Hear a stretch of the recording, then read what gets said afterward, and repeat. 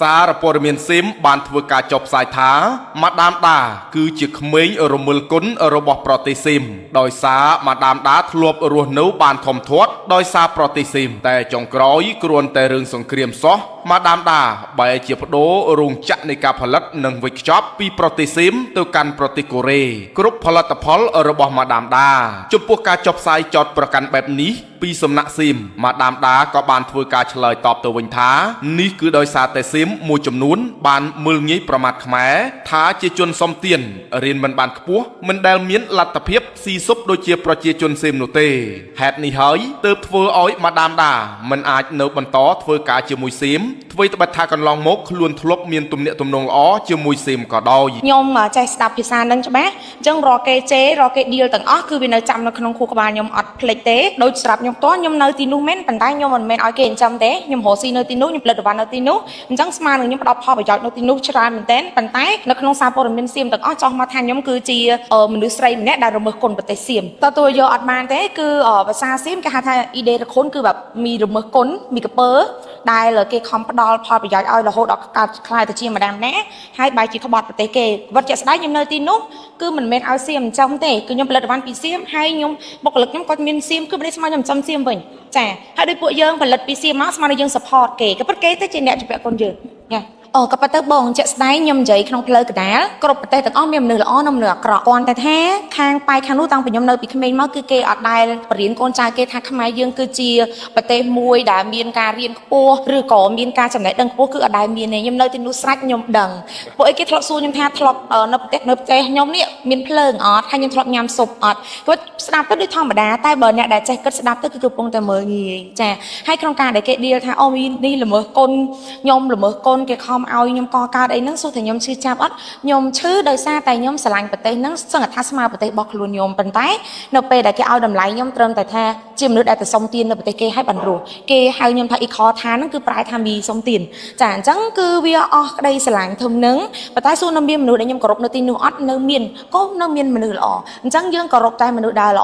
អអ្នកណាដែលគេគិតមកថាយើងជាសុំទានអាហ្នឹងគឺបាបបុណ្យរបស់គេទៅដូចបងប្អូនឃើញស្រាច់ចឹងប្រទេសគាត់កំពុងតែជួបនៅបញ្ហាអីចឹងបាបបុណ្យរបស់អ្នកដោះស្រាយតាមខ្លួនរបស់អ្នកចាស់ដើម្បីសបញ្ជាក់ឲ្យមហាជនក៏ដូចជាអ្នកគ្រប់គ្រងមានការជឿទុកចិត្ត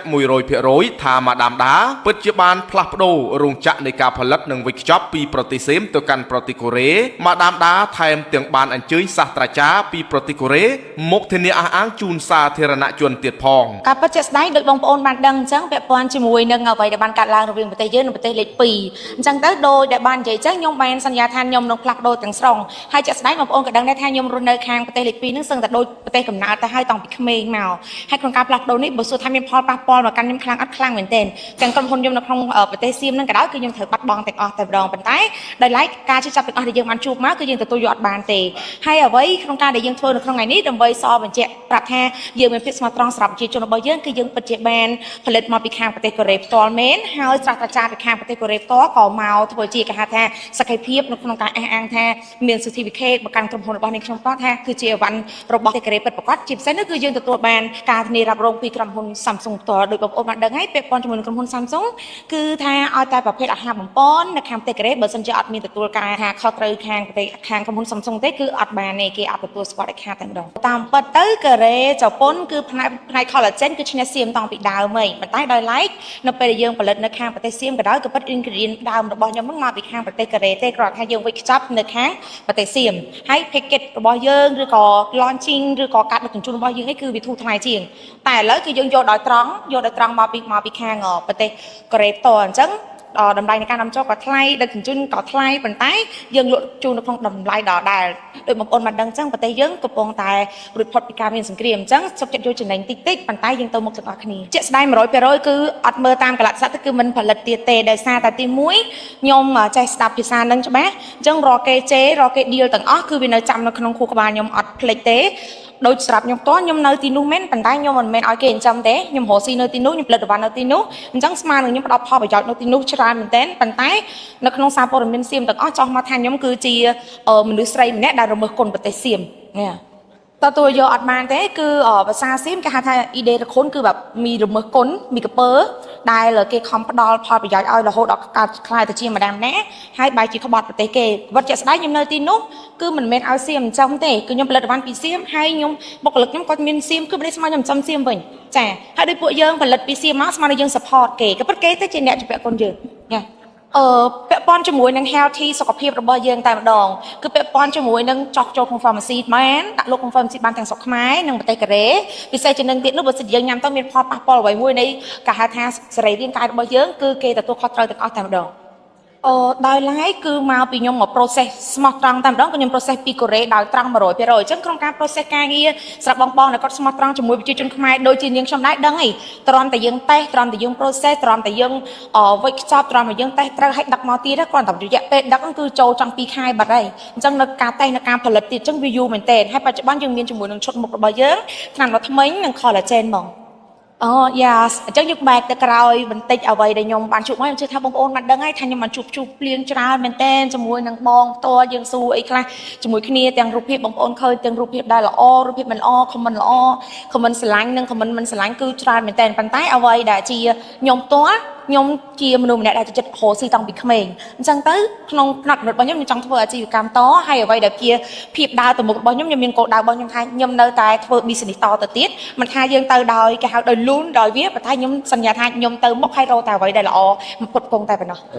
សម្រាប់ខ្ញុំផ្ទាល់អត់មានអីទេក្រៅពីនៅពីក្រោយខ្នងគាត់ជួយជំរុញគាត់លើកទឹកចិត្តគាត់ក៏ដូចជាដើរទៅមុខទាំងអស់គ្នាដើម្បីឲ្យ business មួយនេះវាកាន់តែជោគជ័យជាងមុនអញ្ចឹងអ្វីដែលបងប្អូនលើកឡើងខ្ញុំអត់ជំទាស់ទេហើយខ្ញុំអត់បាននិយាយថា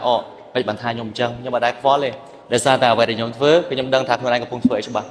ហើយអញ្ចឹងមតិយោបល់បងប្អូនទាំងវិជ្ជមាននិងអវិជ្ជមានខ្ញុំទទួលយកទាំងអស់ហើយក៏អរគុណទាំងអស់គ្នាដែរហើយខ្ញុំតែសន្យាប្រាប់គាត់ដែរថាខ្ញុំនៅទីនេះនៅជាមួយគាត់ទោះបីជាគាត់លេចដល់បាតក៏ដោយគាត់ឡើងដល់ពពកក៏ដោយគឺខ្ញុំនៅទីនេះដែរខ្ញុំសួរគាត់ថាចេះបងនៅជាមួយអូនប្រហែលឆ្នាំដល់ឡែកខ្ញុំបងប្អូនដឹងហើយខ្ញុំធ្លាប់មានអតីតរបស់ខ្ញុំនៅមួយគ្នា8ឆ្នាំខ្ញុំថាបងឥឡូវនេះខ្ញុំអាយុច្រើនខ្ញុំមិនមែនវ័យកូនក្មេងទេបើនៅមួយគ្នាចាស់ស្លាប់ចាំនៅអញ្ចឹងគាត់តែនិយាយថាបងនៅជាមួយអូនរហូតដល់ថ្ងៃដែលអូនឯងលេងត្រូវការបងថ្ងៃណាដែលខ្ញុំថាលេងត្រូវការគាត់នឹងគាត់លេងនៅហើយជាក់ស្ដែងក៏ប៉ុន្តែនៅក្នុងក្រុមហ៊ុនរបស់ខ្ញុំជាមួយដៃគូរ៉ូស៊ីរបស់ខ្ញុំគឺមានទាំងប្រភេទសិប្បកម្មក្នុងស្រុកហើយនិងអវ៉ាន់ខ្ញុំមកពីកូរ៉េសិប្បកម្មក្នុងស្រុកគឺយើងមានជាប្រភេទរបៀបភាសាសាប៊ូលាងចានសាប៊ូបកកៅអៅទឹកត្រីទឹកម្ទេសអីគឺបងខ្ញុំគាត់មានទាំងអស់ដែលផលិតនៅក្នុងប្រទេសខ្មែរយើងតែម្ដងដែលគាត់រៀនពីពុកម៉ែដូនតារបស់យើងគាត់ធ្វើហើយគាត់សុំច្បាប់ធ្វើសិប្បកម្មនៅកន្លែងហ្នឹងតែបើសម្រាប់ cosmetic វិញគឺខ្ញុំយកមកពីខាងកូរ៉េផ្ទាល់ហើយទំនុកចិត្តមកពីខាងខ្ញុំផ្ទាល់ដូចបងប្អូនដឹងអញ្ចឹងអត់ទាន់មានម្ចាស់ brand ណាមួយនៅក្នុងស្រុកខ្មែររបស់យើងដែលអាចអញ្ជើញសាស្ត្រាចារ្យមកពីខាងប្រទេសកូរ៉េផ្ទាល់ឲ្យមកជួបចោះ MOU ជាមួយយើងបានតែហើយ MOU ក្នុងថ្ងៃនេះគឺជា MOU មួយដែលខ្ញុំនាំផលិតផលក្នុងខ្មែររបស់យើងទៅកូរ៉េហើយកូរ៉េមកខ្មែរវិញហើយដោយទទួលស្គាល់ពីក្រសួងរបស់កូរ៉េផ្ទាល់តែម្ដងក៏ប៉ុន្តែជាក់ស្ដែងអាហ្នឹងគឺជាសិប្បកម្មមួយរបស់បងខ្ញុំចាដែលគាត់ផលិតប្រភេទគ្រឿងបរិភោគឧបភោគនៅក្នុងផ្ទះបាយរបស់យើងអញ្ចឹងយើងអាចវាជាឱកាសការងារមួយសម្រាប់ពួកគាត់ឲ្យតំណាងចែកចាយខ្ញុំជាច្រើននៅប្រទេសសៀមក៏គាត់នៅលេងបានដែរចាហើយគាត់ក៏បានត្រឡប់មកនៅទីនេះអញ្ចឹងនៅក្នុងអំឡុងពេលនេះពួកគាត់មកក៏អញនិយាយបានថាគាត់ថាខ្វះខ្ញុំនៅទីនោះគាត់ខ្វះភាពកក់ក្ដៅអញ្ចឹងគាត់ត្រឡប់មកទីនេះយើងក៏ព្យាយាមពង្រីកអាជីវកម្មរបស់យើងតែយើងក៏ពង្រីកដោយសន្សំដោយបងប្អូនបានដឹងថាអ្វីដែលខ្ញុំបានជួបប្រទះគឺលក្ខណៈថាវានៅក្រោម0តែម្ដងប៉ុន្តែអ្វីដែលជា planning នៅក្នុងអនាគតរបស់យើងគឺយើងដឹងថាយើងទៅមុខអញ្ចឹងយើងទោះបីយ៉ាងម៉េចក៏ដោយគឺយើងនៅទៅមុខហើយយើងរកតែអ្វីដែលល្អបំផុតដើម្បីគ្រប់គ្រងប្រជាជនខ្មែរយើង